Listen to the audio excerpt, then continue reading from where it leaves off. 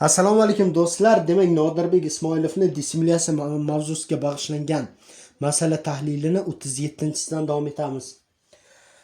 Aytyaptiki, 1620 gram glyukoza to'liqsiz va to'liq parchalangan, ya'ni 180 gramga bo'lib yuborsak, buni moli kelib chiqadi. 9 mol glyukoza chala va to'liq parchalangan ekan. Demak, glyukoza chala parchalangan va to'liq parchalangan. Jami 9 mol. Aytyaptiki, aerob va anaerob yoki anaerob va aerob bosqichda ishtirok etgan adeflar nisbati. Xo'p, anaerob va aerob deylik. Shu nisbati 1:2. Adef desa ATFni hisobga olsak ham bo'ladi yoki ADFni tushunsak ham bo'ladiki, anaerobda 2 ta 1 mol glyukoza uchun, bunda demak aerobda 36 ta biz bilamiz. Lekin nisbat hozir 1:2 deyapti. Chala va to'liq parchalangan. Anaerob bosqichi chalada ham bor, to'liqda ham bor, lekin hammasida 2 moldan nima hosil bo'ladi?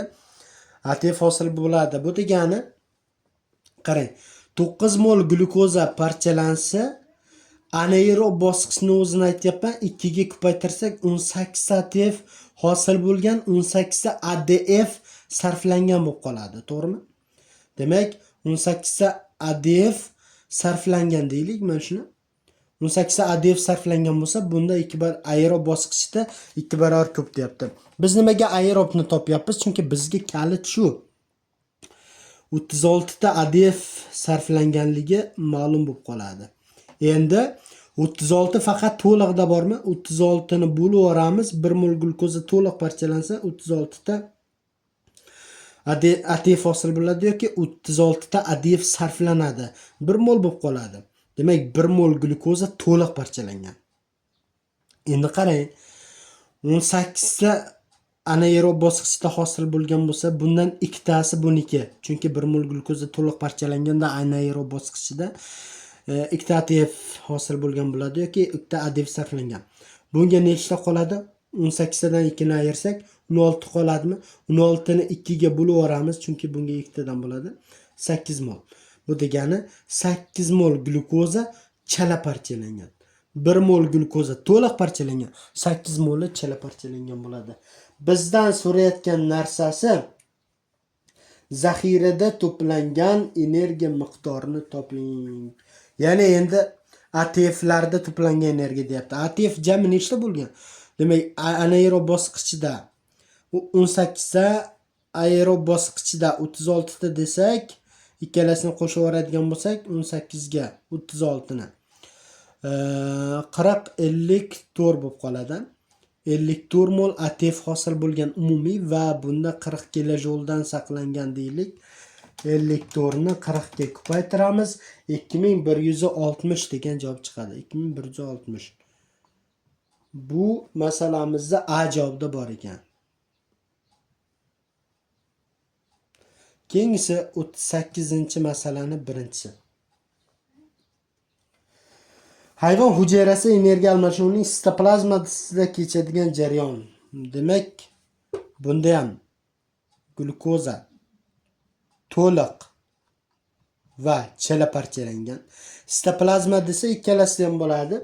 600 kilojol issiqlik sifatida tarqalgan. Demak, issiqlik sifati deganligi uchun 600 ga bo'lib yuboramiz 120 ga. Bunda 5 mol bo'lib qoladi. Demak, jami 5 mol glyukoza parchalanganligini bilsak bo'ladi. Nimaga? Chunki sitoplazma degan gap chalada ham bor, to'liqda ham bor. Shuning uchun ikkalasi ham 120 issiqlikka ketadi. 120 ga shuni bo'lib yuborsak, jami 5 mol glyukoza to'liq va chala parchalanganligini bilsak bo'ladi. Keyingi bosqich deyapti-yu. Xo'p. Keyingi bosqichda hosil bo'lgan jami energiya deyapti. Bundan 13 marta ko'p. Demak, 600 ni ko'paytiramiz 13 ga. 7800 kelib chiqadi. Bo'lib yuboramiz 2600 ga. Nimaga? Keyingi bosqichda faqat mitoxondriyani nazarda tutayotgan bo'ladi. 7800 ni bo'lib yuboramiz 2600 ga. 3 mol glyukoza to'liq parchalanganligini bilsak bo'ladi.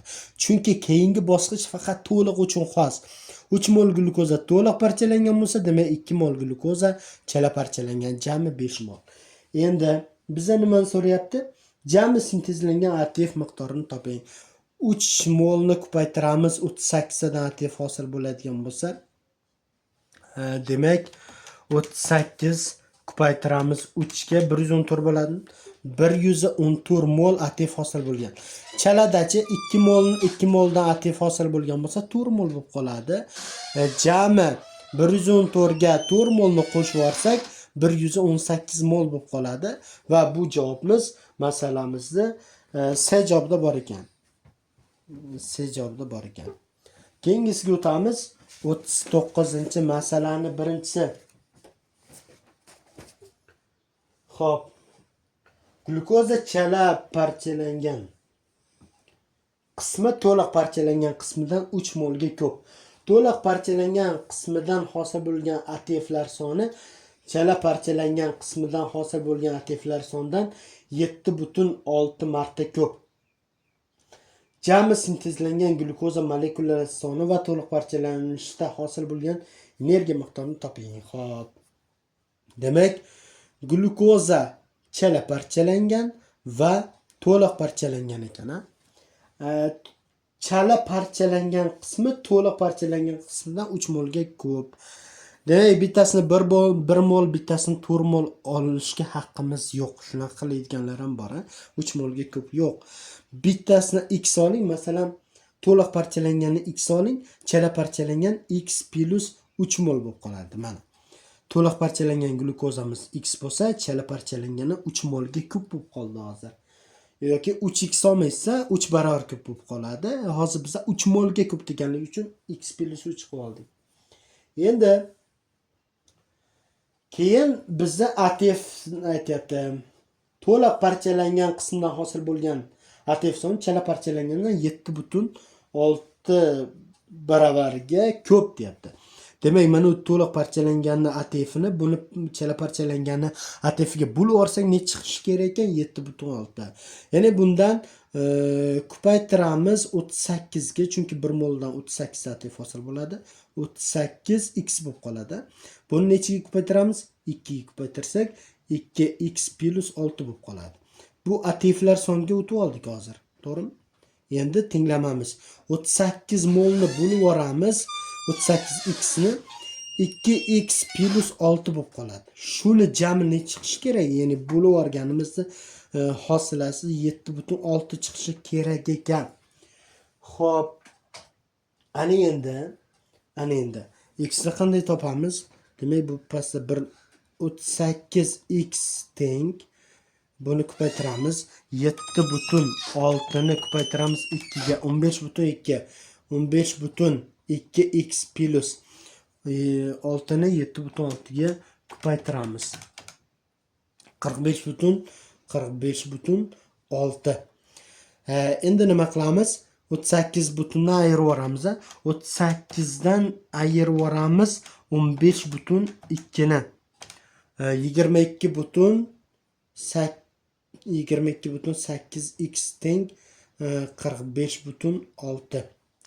Hop, 45,6 ni bo'lib yuboramiz 22,8 ga. Va x ne chiqadi? 2 chiqadi. Demak, x'imiz 2. Bu yerda to'liq parchalangan glukoza 2 mol bo'lib qoladi. Chala parchalangani 3 molga ko'p deganligi uchun 5 mol bo'lib qoladi. Va jami parchalangan glukoza 7 mol ekan. Jami parchalangan glukoza birinchi savolning javobi chiqdi, 7 mol. Keyin bu javob B javobda ham bor ekan, A javobda ham bor ekan.